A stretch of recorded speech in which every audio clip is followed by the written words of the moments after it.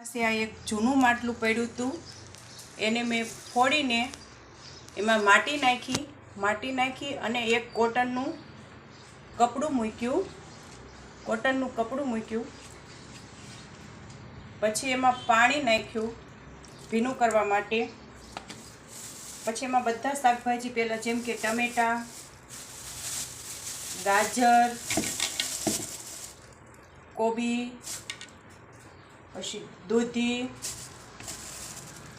સરગવો, flower, મેથીની ભાજી, તાંજળિયાની ભાજી અને પાલક